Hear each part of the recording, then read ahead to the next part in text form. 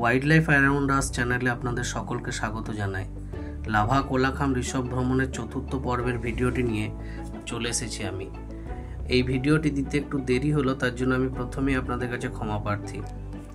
আমরা new mile জংশনে নামবার পর আমাদের জন্য গাড়ি অপেক্ষা করছিল, তাই নিউ মাইল জংশনে নেমে কিছুটা সময় কাটিয়েই আমরা গাড়িতে উঠে পড়েছিলাম এবং পথে যেতে যেতে কয়েকটি জায়গায় থেমে আমরা প্রয়োজনীয় সামগ্রী যেমন জল, বাচ্চাদের জন্য একটু টিফিন হিসাবে কলা, কয়েকটি কেক ইত্যাদি সংগ্রহ করেছিলাম সামনের মার্কেটগুলি থেকে। সেখান থেকে সংগ্রহ করে আমরা গাড়ি নিয়ে ছুটে চলেছিলাম গরুবাথান পাপড় খেতি হয়ে আম্বইক টি স্টেট পর্যন্ত। এই যে পথের দুপাশে চা বাগান, বন্য জঙ্গল, ঘন জঙ্গল ইত্যাদি মধ্যে দিয়ে আমরা যখন যাচ্ছিলাম, যেতে যেতে যে পথের যে শোভা তা বেশ সুন্দর রাস্তাঘাট, তার দুপাশেই প্রায় চা বাগান, চা বাগানের পাশে বড় বড় কয়েকটি গাছ, আবার কখনো কখনো মাঝখানে রাস্তা, পিচ ঢালা রাস্তা, তার দুপাশে জঙ্গল দেখতে পাচ্ছিলাম। এইসব প্রাকৃতিক শোভা সৌন্দর্য অনুভব করতে করতে এবং নিজেদের মধ্যে গল্প গুজব আড্ডা দিতে দিতে আমরা আস্তে আস্তে পৌঁছে গিয়েছিলাম আম্বইক টি গার্ডেনটি। বেশ সুন্দর, এখানকার শোভাই আপনারা দেখতে পাবেন। এবারে আমরা রাস্তায় যেতে যেতে এখন এখানে চলে এসেছি। যে এই যে দেখাতে গেলে আমাকে একটু এগিয়ে যেতে হবে, ওটা দেখাতে।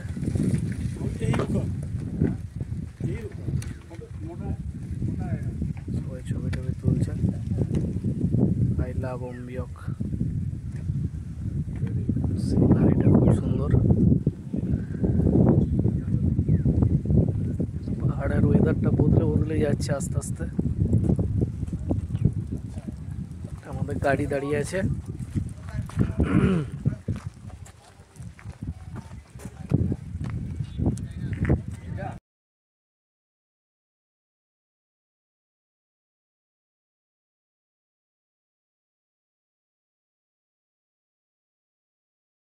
সেই চা বাগানটার এক পাশটা বেশ সুন্দর ঢালু চা বাগান দেখা যাচ্ছে এবং তার বাঁ পাশে যেদিকে আমাদের গাড়িটা দাঁড়িয়েছিল তার ওখানে বেশ কয়েকটি কটেজও রয়েছে, মানে থাকবারও ব্যবস্থা এখানে রয়েছে, সুবন্দোবস্ত আছে।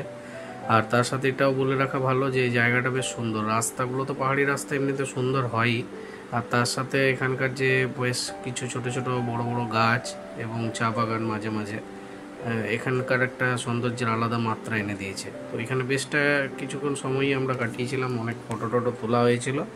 তারপর আম্বইক থেকে আমরা বেরিয়ে গিয়ে সোজা চলে গিয়েছিলাম লাভার উদ্দেশ্যে। বেশ খানিকটা পথ আমাদেরকে যেতে হয়েছিল। বেশ খানিকটা পথ যাওয়ার পর আমরা লাভা শহরে প্রবেশ করি। লাভা শহর ঢোকার আগে থেকে লাভা শহরকে দেখে বেশ সুন্দর লেগেছিলো, যদিও সেই সময় বেশ কুয়াশা, মেঘলা ওয়েদার ছিল, অনেকটাই ঢাকা হয়েছিল, কিন্তু তা সত্ত্বেও বেশ সুন্দর দেখতে লেগেছিল।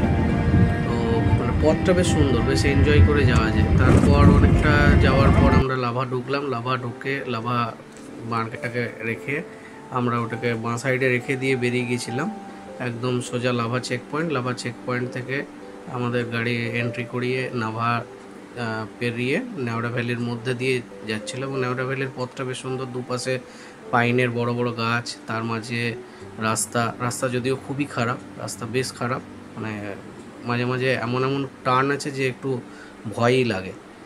তাহলেও মানে মোটের ওপর রাস্তাটা বেশ উপভোগ্য এবং পাখির ডাক আসছিল প্রচুর। এখানে আমি প্রথম হিমালয়ান ব্লু টেল পাখিটা পাই।